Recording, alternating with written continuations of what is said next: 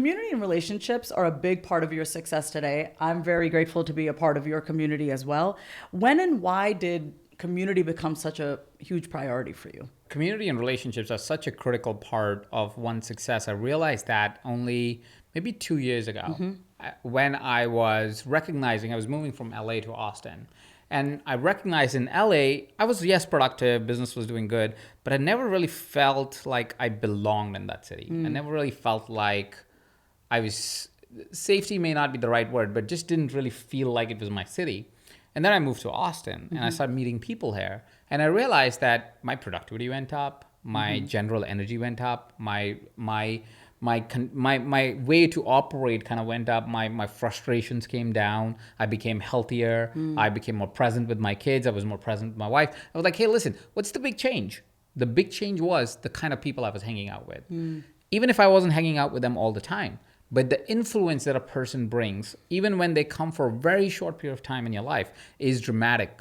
And I really realized that ever since I moved to a new city. And I recognize that sometimes in LA, and I'm not saying this is generally everybody in LA, but LA tends to have a lot of people who always want something from you. And they have this kind of a needy energy, if I may call it that, or very pretentious energy. They want to be all hot and sexy, but they're not really interested in you. They're interested in what you do and can they benefit. It seems like a lot of times energetically, which is probably why I wasn't vibing with the city, because I always felt like, oh, we're building a relationship because you want something from me. You're not building a relationship because you're curious about the person, because I see what you're doing with other people too, not just with me. Whereas when I came into Austin, I realized people wanted to connect for the sake of connecting and not connect, even if you are successful, to say, you're not vibing with me. So, we're going to hang out once. We're going to see it doesn't feel right.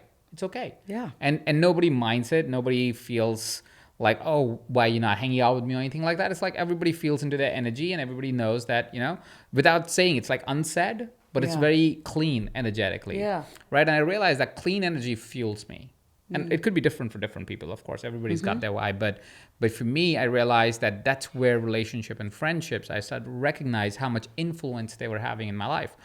I did another exercise about 6, maybe 7 months ago. 6-7 months ago, I was fine. I was taking a course. The course was on charisma. And I was watching this course that was talking about how, to become more charismatic as a person. One of the things that the person wanted us to do in the exercise was to mark who do we feel charismatic with and not feel charismatic with, and that kind of stuff. And as I was doing the exercise, I was like, hey, listen, I want to do this exercise just to see who do I feel like I energetically feel uplifted with and who I don't feel uplifted with. And so I did this exercise and I started writing down the names of all the people I know and I started marking them 5, 10, like it's the grading system of who I'm feeling more energized and where am I feeling depleted. And I recognized a lot of people I was hanging out with, I would feel depleted after talking to them. And I was like, okay, so when I go to a party, if I speak to a person that depletes me for whatever reason, I become what people would say an introverted person. Right. So I will find my corner. I'll find those 2 people I feel safe with.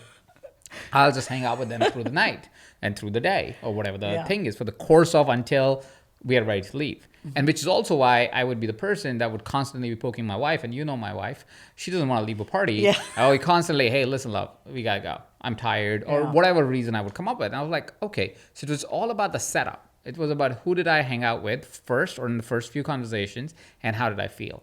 If I met the right person, I was the one who was not ready to leave the party. Right. So what would happen is that Neeta would come sometimes to me and say, time, kids need to sleep. Let's go. And I would forget the time and I would be engaged so much in the party. So suddenly I wasn't an introvert or an extrovert.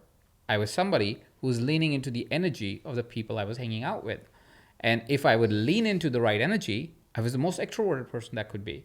And if I would lean into the wrong energy, I would be the most introverted person that could be, right? So suddenly I realized even supposedly proven labels like introversion and extroversion is not actually true.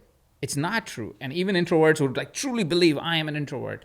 You got to look at who's it that you're hanging out with. Is it your self-confidence that really tells you you're an introvert and an extrovert? Because I realized, and as I'm talking more and more about this, I have had introverts who come back to me and go, you know what? I tried the same exercise and I started realizing that no, it's all about people that I hang out with. Because when I'm hanging out with friends, like true friends that I love, that I don't hate, but friends that I love, we don't stop yapping. neither of us. So it's not I'm introvert.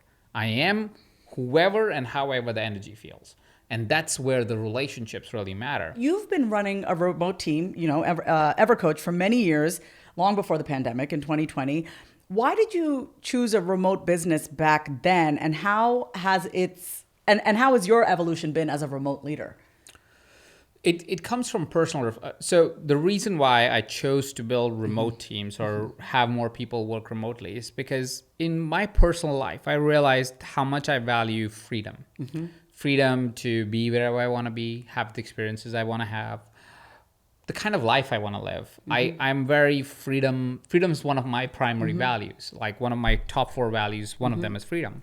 And as I recognize that, I also recognize that if I want to work with people that in my mind would resonate with me, I need to be willing to accept that they may want freedom too. I should be willing to accept that they may want to spend time with their family too. I should be willing to accept that they may like traveling too. And if those are all true, they may want to work out of the place that they want to work out of. They don't necessarily want to be like, I need to report to Ajit, at 9 a.m. in the morning and leave at 5 p.m. in the morning. I don't work that way. And I don't need them to work that way because, again, I have the recognition of saying if somebody is a high performer, I shouldn't penalize them by being a high performer. And so they should still be 8 hours in the work. Like, think about it like this. When somebody is really good at what they do, they will probably finish their work in half the time. Right.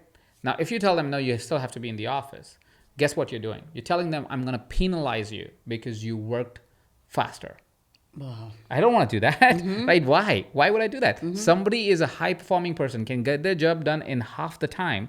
I want to reward that behavior. I don't want to penalize that behavior because guess what's happening every single time they work? They go, wow, I get rewarded every time I do things faster. Of course, maintaining the quality of it. Right. Guess what they do next? They make it even faster. Yes. And then even faster. And as they're getting faster and faster, guess what's happening for the company? Company's getting more and more productive. People are going, wow, that person gets this done so fast. What's the system they're using? Oh, that's the system. Let me borrow that system. There is more and more power, fuel to the company than if I would say, okay, now come in at 9 and you can only leave by 5. And if you're not doing anything, just sit around and fuck around with people. It's actually taking away productivity from people because what would a high performer do? Let's say they have finished their work in 4 hours. The remaining, they still have to pass 4 hours. Guess what they're going to do? They're going to set up meetings, waste everybody's time, chit chat, water cooler talk, gossip, do random stuff because they're like, I'm in the office, my work's done. What am I going to do? Right. I'm going to I still have to show my face here. So counterproductive, so not needed. Not in the work culture like us. And again, some companies may need people to physically be present, but my type of operation or my type of company is a low time, high impact type of work that we do. A coaching session may take only an hour, but it can change somebody's life, right? A training session may take only 90 minutes, but it can completely change how the person operates for the rest of their life. We are in high impact work. We don't take a lot of time. And I'm saying as a coach and as a coach training company, you can do one program with us and it could change your career, right? I'm not needing you to do 100 programs, right? You could do one session, listen to one podcast and your life should transform, right? Or at least you should have some measures to transform your life. That's how high impact work works. And that's my team. My team is high impact team. I don't need them to show me that they're working. I need them to know that they are working on something that they love and they're passionate about and they want to keep doing. And I think that is one of the foundations of leadership that will be the future. Like if it's not there in a workspace right now, it's just about time that there will be a leader that's going to come around and say, this is just dumb to keep people 9 to 5 if they are high performers. I want them to leave so they can have a life and come back and do even better tomorrow because they go, this is amazing. I love this place. They only keep me as long as I need to be here, right? And then after that, I can go and do other high performing things because like we talked about, sitting in front of your computer doesn't mean you're high performing, right? It doesn't also mean you have the best ideas. Yeah. Your best ideas happen when you take a walk. You take a walk when you're out of office. Yes. I know that freedom is one of your top values, but so is love and service. Those are also 2 of your top values. How did you come up with these and how did you make trade-offs in your career to uphold those values? love and service are my top two values, and those values come from an exercise, a values exercise that me and my wife, Dr. Neeta, did together. And it was actually facilitated by her than by me. When we started a relationship, when we started dating each other, there was a point about 4 months into our relationship where she asked a question where we said, if we are going to build a life together, we need to know what's the most important thing to us. Right. And at that time, surface level answers is I want to be abundant. I want to be, famous. I want to do this. I want to do that. And she said, while those are all could be the things, let's sit with the exercise of really writing down all of our values and then choosing to evaluate what's most important or what is more important to us. Right. So what we did is we sat down and wrote down all our values, and then we start to value rank them. By value ranking, it means if you were to choose between value 1 and value 2, which one would you choose? Right. And then you keep doing that with each of your values. And the two values that came to surface at that time, and there were only two, actually there were 3 for Neeta and 2 for me. 2 for me that came on the surface was love and service. 3 that came up for Neeta was love, service, and health.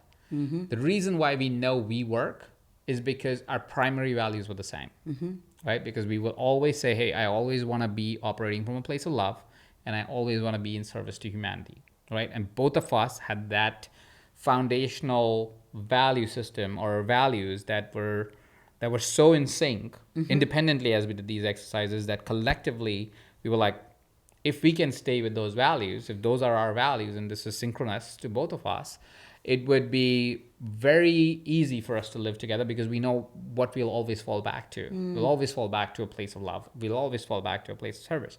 Now, over time, I discovered 2 more values for me, and that was health and freedom. So I have 4 primary values, which is love, service, health, and freedom. And in no particular order, but I don't want any of them to be compromised. Right. I might compromise some of them for a short period of time, but never for a long period of time. So for example, if I want to be of service and it's requiring me to travel a little bit, I am compromising on my freedom a little bit, but I am still acting in place of service. Right. Does that make sense? Right. So it can sometimes compromise a little bit, but it shouldn't be for an extended period of time. In an extended period of time, all 4 must be recognized and valued. So that's how we found our values. We sat together and value ranked each of our values to find what's the value that is most important to us, and then we found that do they sync together as a relationship as well. So that's how we found our values.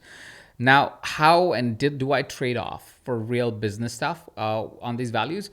Yes. Actually, very often.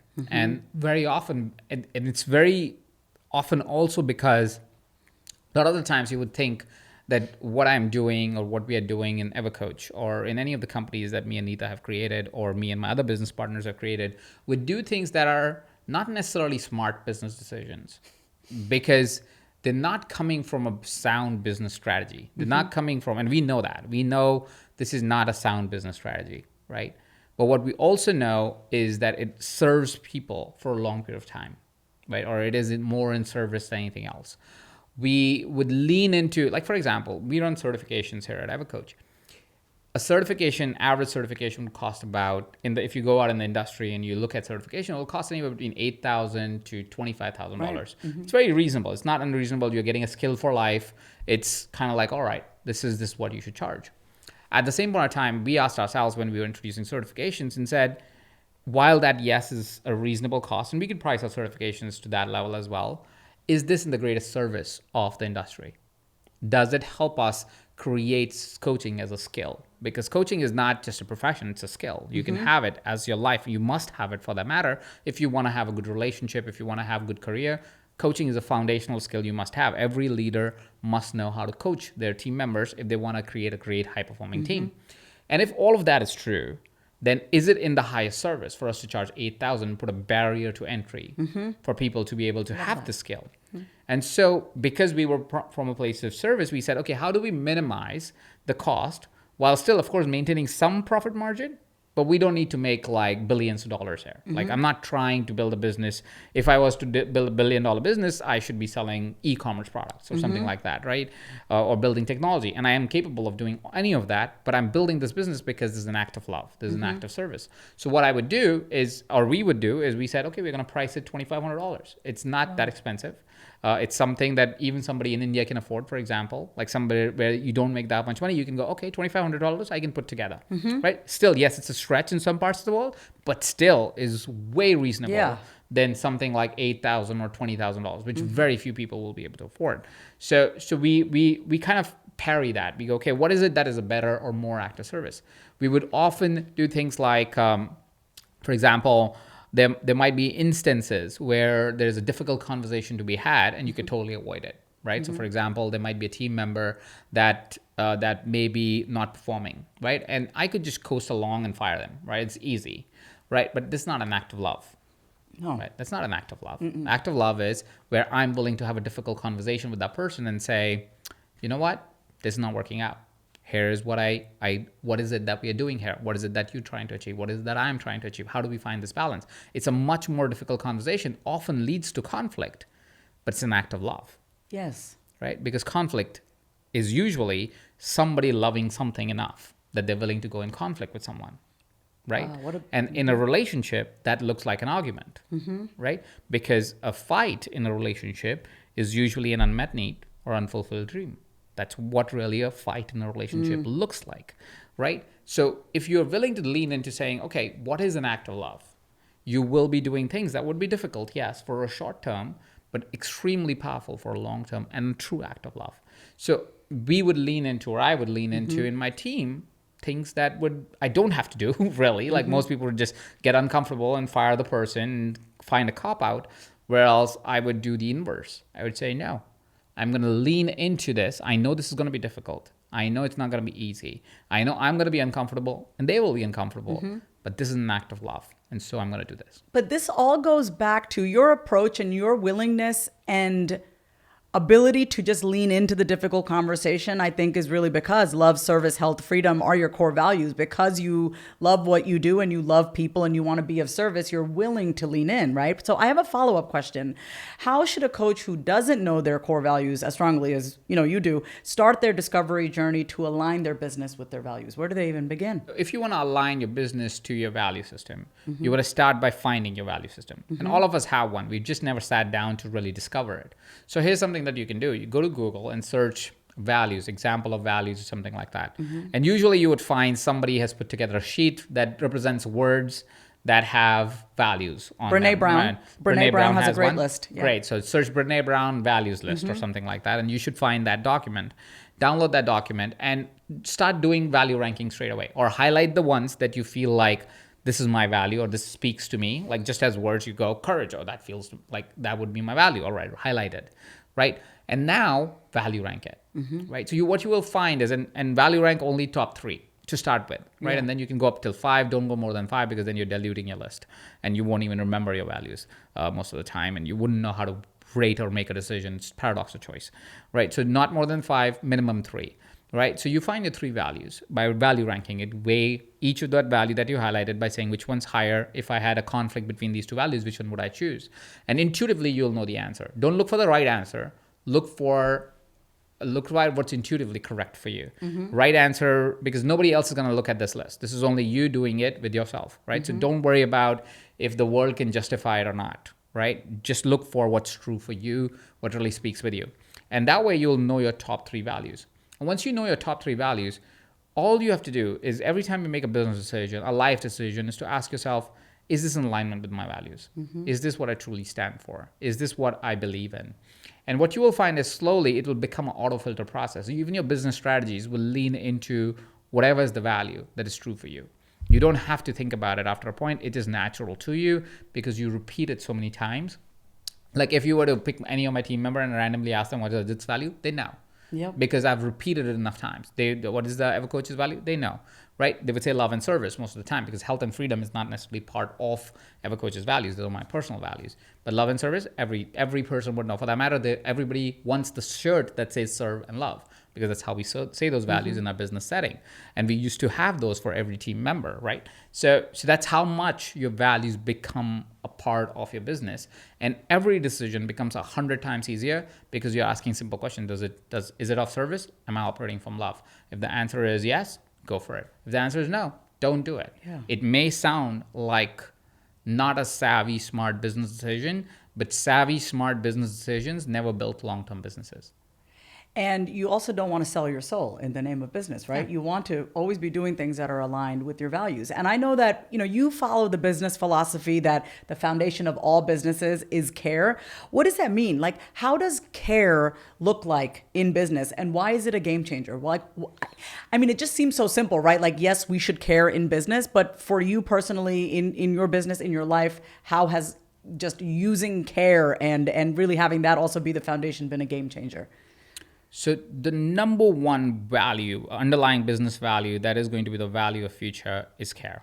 Yeah. And the reason why care is such an important value in the future, or will be so valuable in the future, is because more and more we rely on technology. More and more we depersonalize everything. And when depersonalization happens, we as human beings care for personal. This is what we want. We want engaged work. We want engaged life. We want engaged everything. And so when you lean into that, you lean into saying, do I give a damn about the person that is sitting across the table from me? Do I care that they win at the end of this conversation? Most of us become really selfish when it comes to business because we think business is about money. And we become selfish about money because we all feel scarcity of money because of whatever reason, right? We feel like that's the way we get our name in the world or whatever the thing is, right? But what you really, truly get your name in the world with, if you want your name in the world, or what you truly find great business principles rely on, is the value of saying, can I care for you more than I care for this thing called money? This thing called abundance or money or whatever that is that we call it. But if we can care more for that person, the person feels really held. And they can see it in their lives. They can see it in the conversation that you have with them. And because they know that you cared, now you have got a client, a relationship for life. Even if they're not a client, a relationship for life, right? Yeah. And I think the greatest economy that we all live in is the relationship economy. Is like, do we have something that's real, that's human, right? Very often people will go, Ajit, you don't have to, reply to every email. Like, you have assistant, you have many people that work for you, they can reply to your emails. But if you send me an email, you will most likely get a reply from me, right? Not most likely, you will get a reply from me.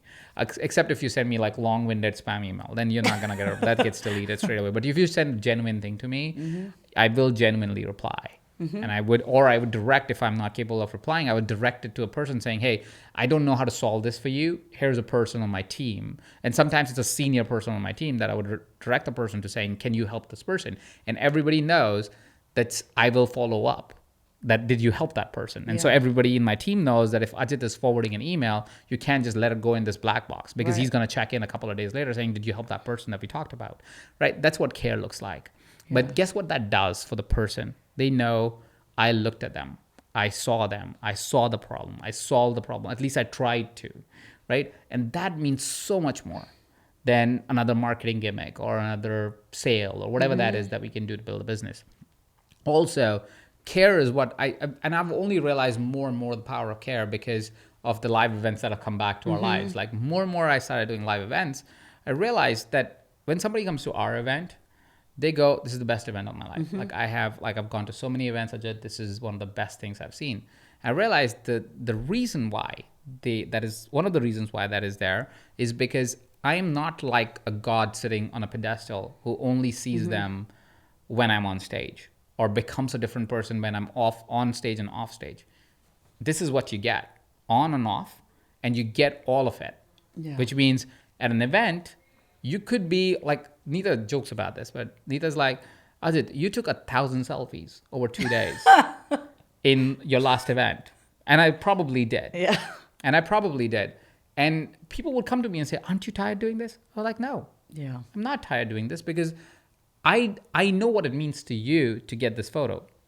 It would be amongst 500, 600 faces. I may not even remember taking the photo, but I know what this means to you because I know, because you've shared with me what value I've got to your life, right? And because you've shared that with me, could I not care enough to take a damn photo?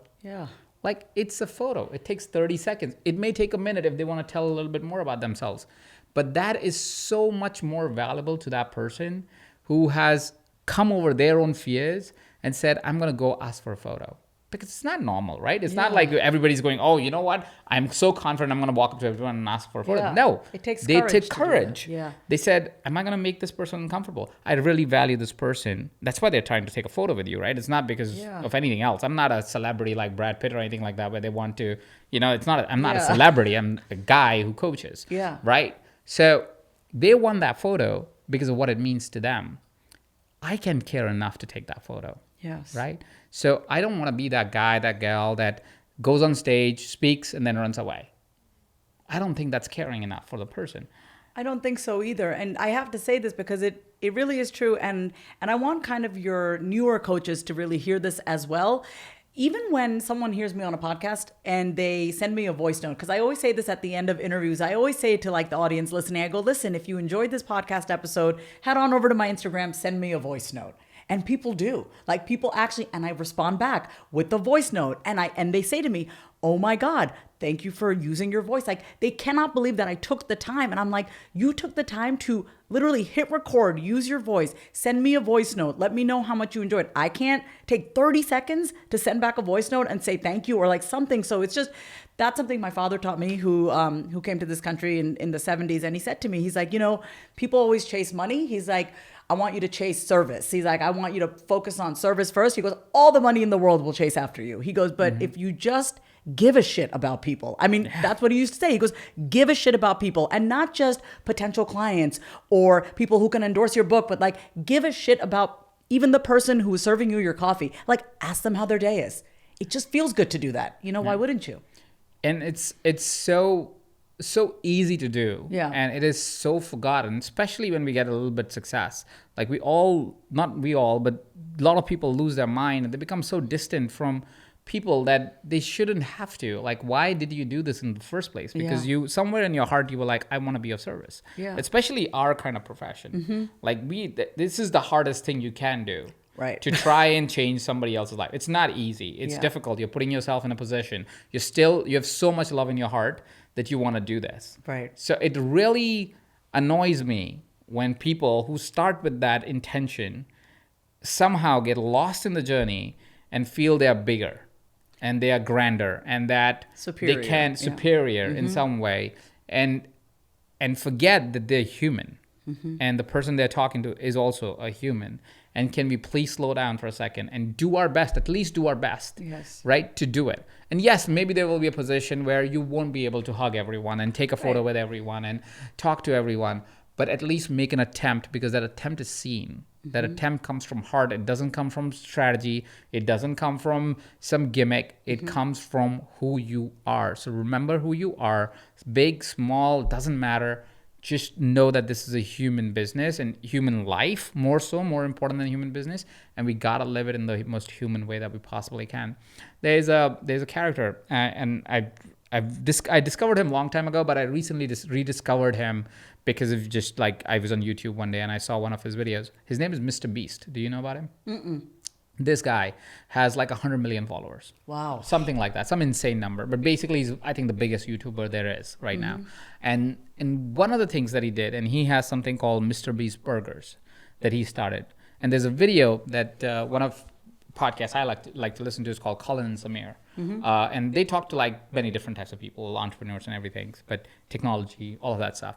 And they were basically following along and saying, we spent 24 hours with Mr. Beast, where he opens his first physical location, right, of Mr. Beast Burgers. They estimated, I didn't get to finish the video, but they estimated 20,000 burgers would be sold on day one. Wow. The record ever sold is, I think, 2,000 a day. And they were like 10,000 to 20,000 burgers would be shipped today. And you could see like literally lines 2 days before the burger joint was going to open. And what I loved about it is during that course of video, when he was talking to his staff, he said, you know what, it's going to be a hard day. We're going to be doing a lot of burgers. A lot of people come here with a lot of expectation. They're here because, they want to enjoy this, they want to support this, and so on and so forth. I'm going to give a bonus check of $1,000 to each one of you, even before the service starts. All I want you to do is make them feel cared for. That brings tears to my eyes hearing that. Right. That's like the kindest thing ever. It's like the kindest thing. And you can see that that person is not just doing it because it's a business play, because you can see how he operates. Like he's going around trying to say hi. It's 10,000 people. He cannot say hi to everyone. He definitely cannot hug everyone. But he chooses the path to say, I'm going to do as best as I can. I'm going to physically be there in that store that's opening at next day 10 in the morning till 3 in the morning, trying to make sure that everything is in place because I want everybody to be cared for. So yes, you can become really big where 10,000 people are waiting to eat your burger, like which God knows how special this burger is. But there are 10,000 people waiting for this guy. He could as well just fly in a helicopter and fly out of a helicopter. He doesn't have to be there, right? But he is, because he gives a shit. Yeah. And that's why I think he has the largest YouTube following there is, because he gives a shit.